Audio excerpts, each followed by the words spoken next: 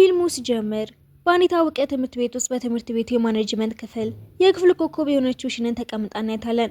በዚህ ሰዓትም ሁለት ተማሪዎች ይመጡና ተቀምጠው አንድ ጃፓን ልጅ ወደዚህ ልትዘዋወር ነው አሉ። የጋንግስተር ልጅ ወይም ረባሽ ሳትሆን አትቀርም። ነገር ግን አስተማሪዋ ይዛት የገባችው ልጅ የምታምርና ተወዳጅ የሆነችው ሃና ነበረች። ሃና ራሷን ስታስተዋውቅም ስሜ ሃና ሂሮሺ ይባላል። የኮሪያ ድራማና ኬፖፕ ስለምወድ ባህሉን ለማጥራት ነው ከጃፓን የመጣሁት ትልና በጅቷ ኮሪያኛ መቻል የተገረሙ ልጆቹ ያጨበጭቡላታል። አስተማሪዋም ሃናን የክፍሉ አለቃ ከሆነችው ከሺንጎን ተቀመጪ ትላትና ሃና ደስ እያላት ተቀምጣለች። አስተማሪዋም ሺን ትምህርት ቤቱን በደንብ አስጎብኛት ብላ ተሰናብታቸው ትወጣለች። ከክፍል በኋላም ሺን ከላይብረሪ ስትወጣ ፍቅረኛዋ ራያን ቦርሳዋን ተቀብሏት እኔ ያለው አንቺ እንዲህ ያለ ከባድ ሸክም መሸከም የለብሽም በማለት ፍቅሩን ገልጽላታል። በማግስቱ ግን ሺን ከላይብረሪው ራያን ፈልጋ ስትወጣ ከሃና ጋር ምግብ እየበላ ስለሆነ ታጣሁና እየደወለችለት ስትሄድም መንገድ ላይ ሲበሉ ታገኛቸዋለች። ሺን በቅናት ተቃጥላም ሃናን ይሄኔ ፍቅረኛ ነው የኔን ነገር መንከታትቺ ብላ ትጮባታለች። እየጎተተ ስትወስደውም ራያ ፈገግ እያለ እሷ እኮ ከጃፓን የመጣች አክስቴ ልጅ ናት፣ አንቺ ማግኘት ስለምትፈልግ ነው ይዣት የመጣሁት ስላት ሺን አፍራ ይቅርታ ጠይቃ ሃናን ሰላም ስትላት ምስኪኗ ሃና እጇን ታውለበልብላታለች። በማግስቱ ሺን ለሃና ትምህርት ቤቱን ስታስጎበኛት 3 ዋና ዋና ክፍሎች እንዳሉ ትነግራታለች። የዳይሬክቲንግ፣ የአክቲንግ እና የማኔጅመንት ክፍሎች። ሺንም ማኔጅመንት ከጀርባ ሆኖ ሁሉንም ነገር የሚያንቀሳቀስ ሞተር ማለት ነው በማለት ነግራት ሁሉንም ክፍሎች እያሳየ ታስረዳታለች። ሃና በሁሉም የተገረመ ሲወጡም የአንድ ፊልም ፖስተር አይታ አስተቆመም። ሺንም መታ ይሄ ልጅ ይባላል በልጅነቱ ትልቅ ዝና ያተረፈ ጎበዝ ተዋናይ ነው፣ እሱን አውቀዋለሁ፣ ፊልሙን ከ10 ጊዜ በላይ አይቼዋለሁ፣ በጣም ነው የሚያምረው እያለች ስታደንቀው ሺንም አሁንም ቢሆን ያውና ውብና ተወዳጅ ነው ትላታለች። በዛው ቅጽበትም የትምህርት ቤቱ 4 ኮከቦች ወይም ፍሎር ቦይስ የሚባሉት በአስገራሚ ሁኔታ ይገባሉ። ሱኑ ያ በልጅነቱ ዝነኛ የነበረው ኮከብ ተዋናይ፣ ሺሻቦ የተባለው ያዩ የልብ ጓደኛ በጣም ረጋ ያለና በራስ መተማመን ያለው ሲሆን ሚንጂ የሚባል ደግሞ ብዙ ተከታዮች ያሉት የሶሻል ሚዲያ ኮከብ ነበር። የመጨረሻው ራያን ደግሞ የሺያን ፍቅረኛና የሃና ዘመድ ነበረ። እነዚህ 4 ወጣቶችና በትምህርት ቤቱ ሴቶች የሚወደዱ ዝነኞች ሲወጡም ሃናን ያዩትና ይቆማሉ። ሃና ወደ ዩ በትኩረት ታያለች። እሱም ሲፈጠባት ሚንጂ የሚባለው በመሃል አንቺ ያቺ ከጃፓን የመጣሽው ሃና ነሽ?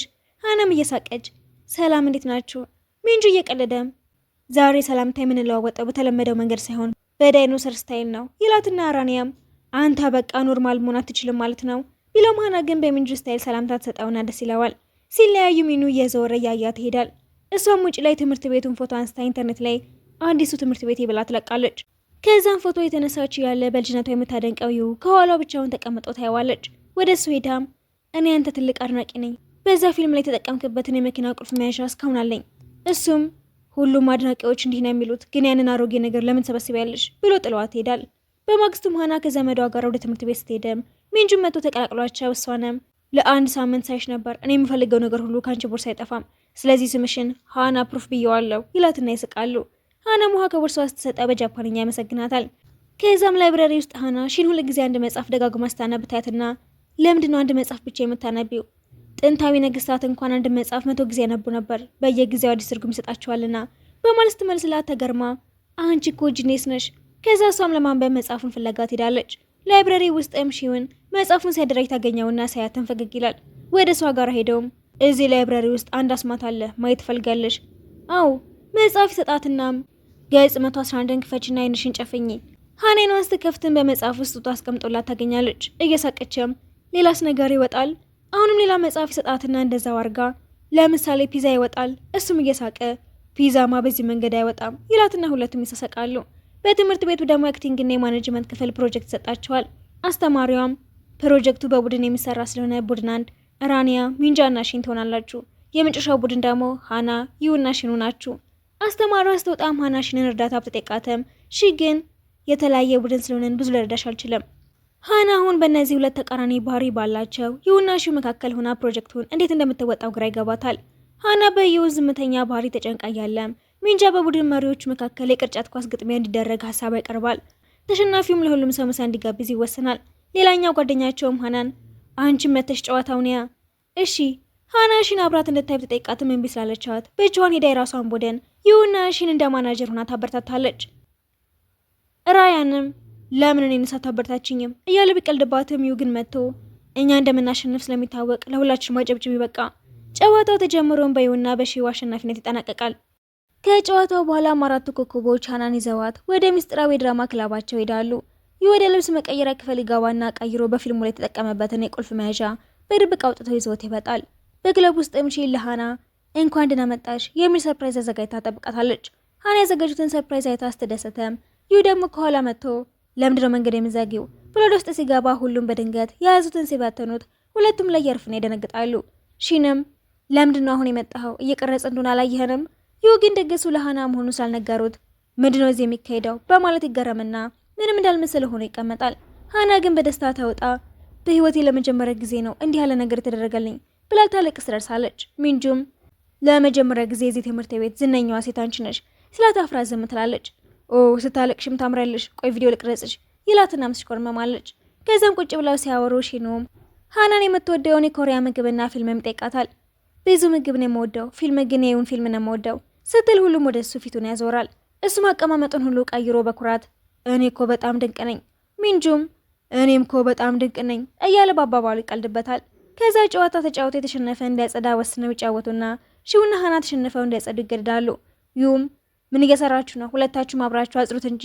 ሃናም ወዲያውኑ ከቦርሳው የቆሻሻ መያዣ ስታወጣ ሚንጁ ይሄን በቦርሳሽ ውስጥ አለ ብሎ ይገረማል። ሃናና ሺውም ቆሻሻውን ጥለው ሊመለሱ ሲወጡ ዩ በቅናት ስሜት ተሞልቶ ያቺን የፊልም ቁልፉን የያዘበትን ኳሱን ከኪሱ አውጥቶ ያያታል። ሃና ውጪ ካለው ቆንጆ ጌታ የተነሳ ሺውን ቦታው በጣም ያምራል። ለምንድነው ግን ወደኛ ትምህርት ቤት የመጣሽው? በትክክል የምትፈልጊው ነገር ምንድነው?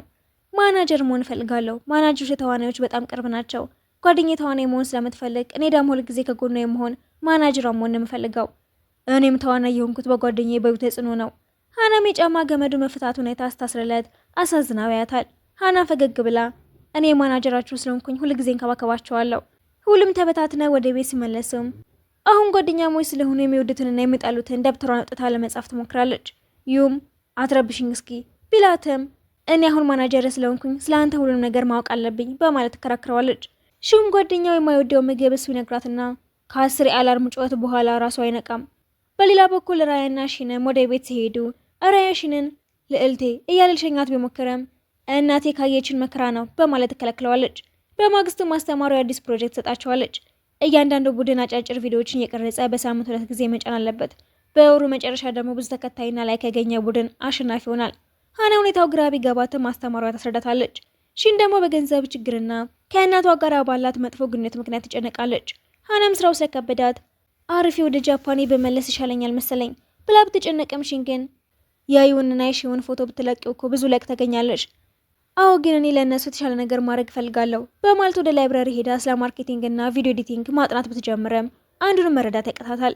ስትመለስም የሆኑ ሴቶች መንገድ ይዘጉባትና አንዷም አንቺ የዩ ማናጀር ነሽ አይደለ? እኛ የዩ ደጋፊዎች ነን።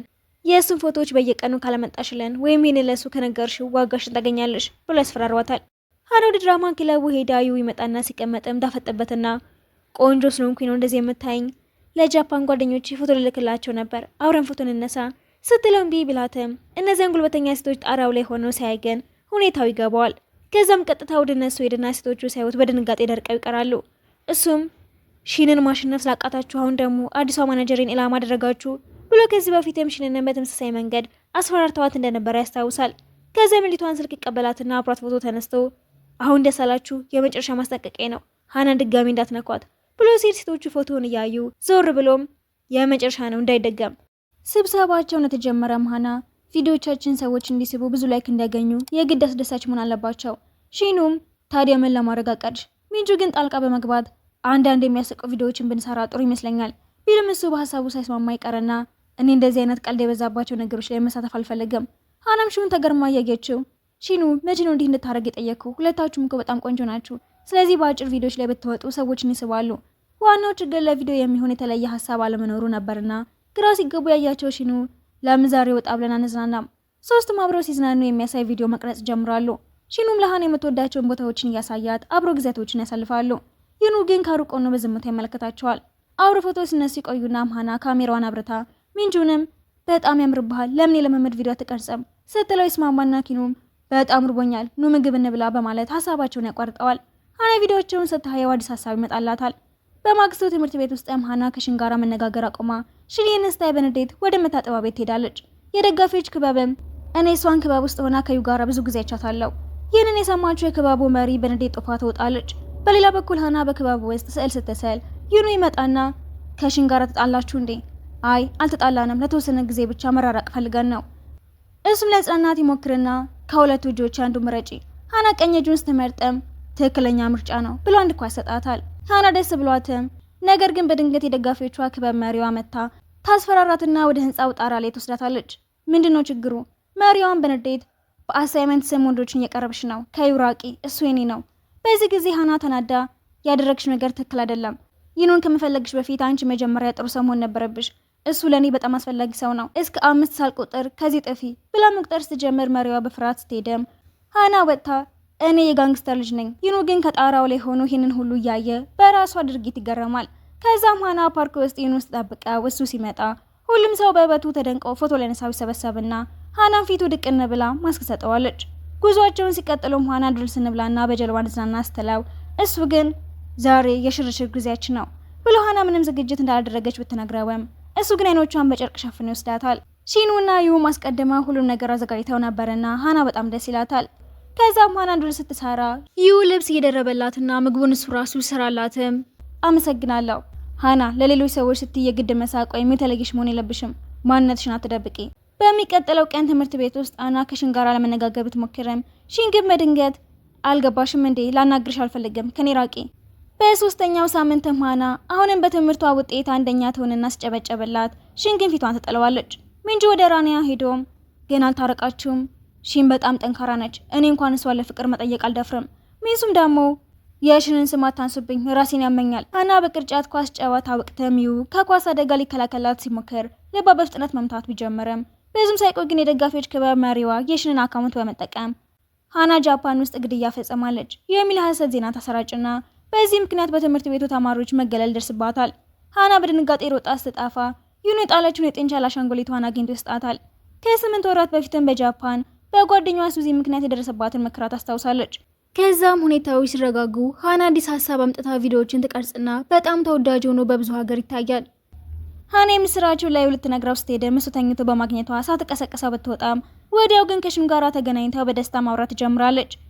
ይሁም ነቅተው እየተሳሳቁ ሲያወሩ ያያቸውና ቀንቶ መልሶ የተኛ አስመስሎ ለእሷ ገዝተውላት የነበረውን ጁስ ለራሱ ይጠጣዋል። በሌላ በኩል ሽን ሌሎች ሴቶች ስለ ሃና ቪዲዮዎችና ስለ ዩ ማራኪነት ሲያወሩ ስትሰማ ትቀናና ሃና ወደ ሽን ቀርባ ሰላም ለማለት ብትሞክረም እሷ ግን በንዴት ጥላ ስትሄድ ሃና ተከትላት ከረሜላ ትሰጣታለች። ሽን ስለተለቀቀው ቪዲዮ ስትጠይቃትም ሃና ወደድሻቸው? እንደዚህ ወደዳል ብዬ አላሰብኩም ነበርኮ። እኔ እዚህ ፕሮጀክቱን ለመጨረስ ታገላለሁ፣ አንቺ እዛ ከወንዶቹ ጋር ቀረጻ ምናምን ታያለሽ ብላ ኤርፎኗን ታደርገዋለች። በሌላ በኩል የደጋፊዎች ክበብ መሪዋ ሀሳቧን ቀይራ የሃናን ቪዲዮዎች እያደነቀች ተጨማሪ ቪዲዮዎችን ስላዩ እንድትሰራላት ጠይቃትና ይሁም ሃና እንዳስጨንቋት ጥብቅ ማስጠንቀቂያ ሰጥቷቸው እንደነበረ ትነግራታለች። ሃናም ከወጣች በኋላ ስለሱ እያሰበች እኔ እኮ ማናጀሩ ነኝ፣ ልወደው አይገባም። የሳምንቱ የትምህርት ውጤት ሲለጠፍም ሃና አንደኛ ስትወጣ ሽን ደግሞ ሁለተኛ በመውጣቷ ሴቶቹ ሁለተኛ መሆን ምን ይመስላል ስሜቱ፣ በድጋሚ አንደኛ ሆናለሁ። ሃና ልታናግራ ስትልም ተናዳ የተውንሽ የራያን ዘመን ስለሆንሽ ነው ብላ ትሄዳለች።